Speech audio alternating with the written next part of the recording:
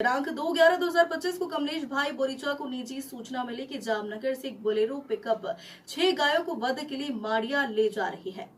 उसी समय मोरबी, राजकोट और ध्रुल गोरक्षा टीमों द्वारा निगरानी स्थापित की गई और सूचना के आधार पर रात लगभग 10 बजे वाहन को देखा और उसे रोका गया।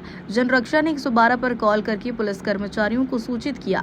बोलेरो पिकअप के पीछे जब 6 गाय देखी तो उनके पैरों और मुंह पर छोटी रस्सियों से इस तरह क्रूरतापूर्वक बांधा गया कि वे बिना चारे पानी के हिल भी नहीं सकती थी।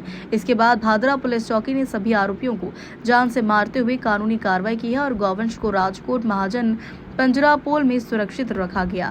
गौरक्षा के इस कार्य को सफल बनाने के लिए मोरबी, राजकोट, ध्रुल साथ ही चोटिला गौरक्षा टीम ने भी कड़ी मेहनत की है, जिसमें कमलेश भाई बोरीचा मोरबी, चिंटू भाई मोरबी, जैकी गज्जर राजकोट, भाविन भाई पटेल राजकोट, जैकी भाई मोरबी, गौरव भाई मेहता ध्रुल, गौतम भाई मकवाना राजकोट, मिलन राठौर राजकोट, हरीश भाई चौहान चोटिला साथ ही अन्य गौरक्षा ने भी कड़ी मेहनत की और दोनों पुलिस स्टाफ और पीआई साहब का जय श्री राम, जय गौ माता। मारू नाम जयेन्द्र तनवाड़िया और हूँ गौरक्षाનું કામ કરું છું।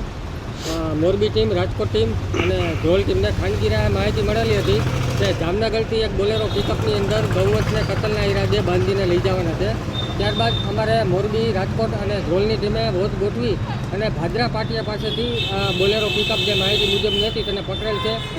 પકડીને જ્યારે જોયું ત્યારે અંદર 2 આરોપી હતા, તેમાંથી એક આરોપી ભાગી છૂટેલ છે અને એક આરોપીને અમે પોલીસને હવાલે કરેલ છે। ત્યારબાદ પોલીસની કાયદેસરની જે કાર્યવાહી થઈ છે તે કરવામાં આવી હતી અને તમામ જીવને અમે લોકોએ રાજકોટ મહાજન પાંજરાપોળમાં સુરક્ષિત રાખવામાં આવેલ હતા। ત્યારબાદ મારી નમ્ર અરજ અને મારી અપીલ એ છે કે ગુજરાત સહિત સમગ્ર ભારતમાં જ્યારે ગૌવંશને કતલ માટે ક્યાંય લઈ જવાતા નથી અને ગૌવંશને જ્યારે કોઈ કતલના ઈરાદે લઈ જાય ત્યારે 10 વર્ષની સજાની જોગવાઈઓ છે, પરંતુ આ સજાની જોગવાઈઓ માત્ર કાગળ ઉપર હોય એવું દર્શાવવામાં આવે છે અને ગુજરાતમાંથી ઘણા બધા જીવો છે તે કતલખાને જાય છે। સરકારને મારી એટલી અપીલ છે કે ગૌરક્ષામાં અને આ ગાયને જે કતલ કરે છે તેને કડકમાં કડક કાર્યવાહી કરવામાં આવે અને યોગ્ય સજા કરવામાં આવે, કેમ કે જો આવી જ રીતે ચાલુ રહ્યું તો ગુજરાત સહિત સમગ્ર ભારતમાં એક પણ ગાય નહીં બચે। આપણો જે ધર્મનો મુખ્ય સ્તંભ જેને ગૌમાતા કહેવાય તે ગૌ માતાની હાલત અત્યારે ખૂબ જ ગંભીર છે। આટલી મારી અપીલ છે। જય ગૌ માતા।